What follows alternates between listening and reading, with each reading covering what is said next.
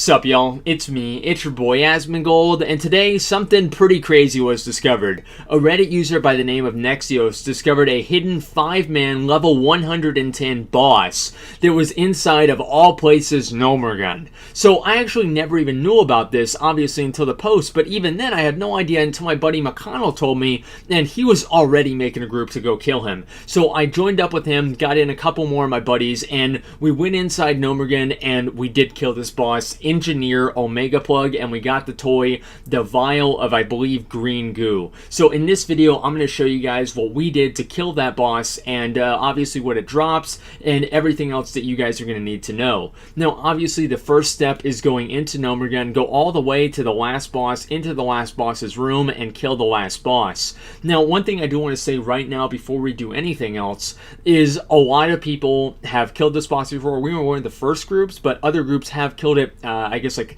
between now and then and even before us, and some people said this method worked, some people said it didn't work, and so if this method doesn't work for you, I'm very sorry. It worked for us, and so I'm going to show you guys exactly what we did. But if you guys have killed it yourselves with a different method, go ahead and leave that in the comments to try and help other people out. So anyway, the way that you spawn him is that after you kill Mech Engineer Thermoplug, there are all these little buttons, and behind this little area right here, to the to the left of the entrance, there's a tiny little button, and it says "Click me." And once you click that button, it spawns Engineer Omegaplugg. And as you guys can see, this guy is not just a heroic boss. He's not even just a mythic boss. He's not even like a mythic plus 10 boss.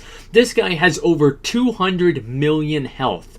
So what you want to do here, and this was our first attempt, I'm going to show you guys what happens. See, he spawns bombs, he basically one-shots everybody, and each bomb that he spawns explodes for 3 million damage. So whenever we saw this happen, we were like, okay, there's absolutely no fucking way we're going to be able to kill this boss. But after about, I don't even really know, probably about 2 hours or so, and theory crafting and talking with other people, we discovered that there are 6 buttons all around the room.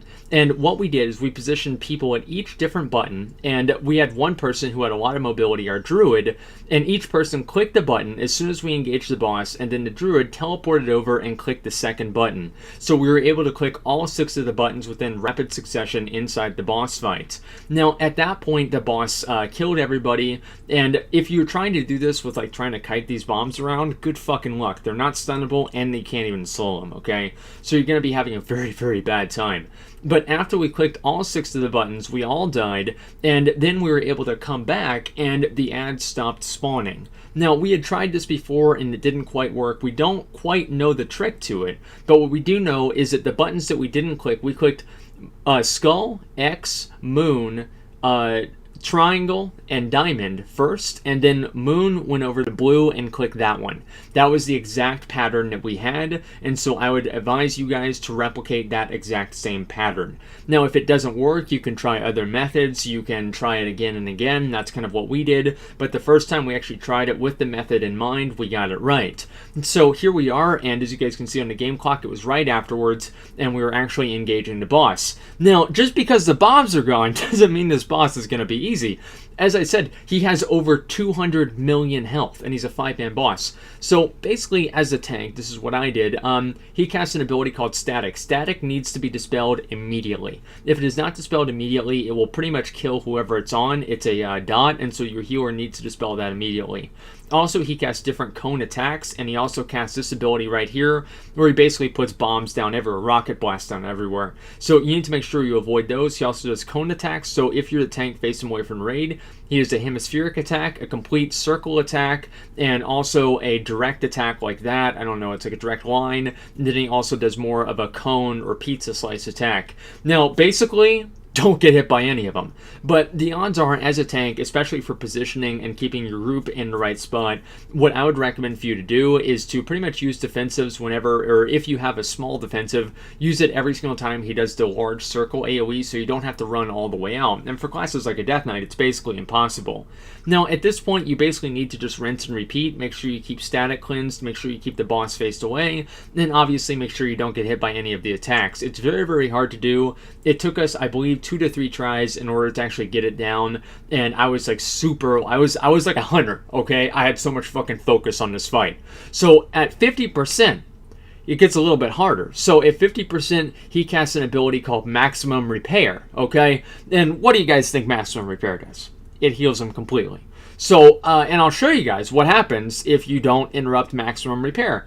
And I was focused so much, I didn't even see this cast go off. I didn't even know he got full healed. But as you guys can see, he full healed. So you need to make sure that you interrupt Maximum Repair. You need to have people on interrupt rotations, paying attention, knowing exactly what to do, when to do it. Now, about 5 or however many minutes later, we actually did kill the boss, even with him healing. So that was over 300,000 damage. And we got the Vial of Green Goo. Now, this turns you into a leper gnome. And it does look pretty cool. It lasts for 10 minutes, and it has a 10-minute cooldown. So it's probably going to get nerfed. But if it doesn't, that's going to be... I'm not really a big fan of like permanent disguises or anything like that, but it's definitely pretty cool. And if for nothing else, it's a new item that pretty much nobody else has gotten yet. Now, as I said before, this is very, very much theory crafting, right? And it was really, really cool. I want to say something right now. It was really, really cool to actually go in here without a dungeon journal, without a PTR, without a fat boss guide, right? I love fat boss, but no guides for this, and just figure out a new boss, a new challenge. Okay, it was so fun. So, as I said, this strategy might not work for you, but it worked for us, and you guys can see it right here in the video. Other people kited the boss around. They said the ads were able to explode and kill the boss. That did not work for us. Other people tried different things, but this is what worked for us. So if you guys want to try this out, I definitely recommend it, but not if you have probably less than 865 or 860 item level. So anyway, guys, I hope this helped you. I definitely enjoyed doing this, so hopefully you guys enjoy doing it yourselves. Thank you for watching, and like, comment, and subscribe.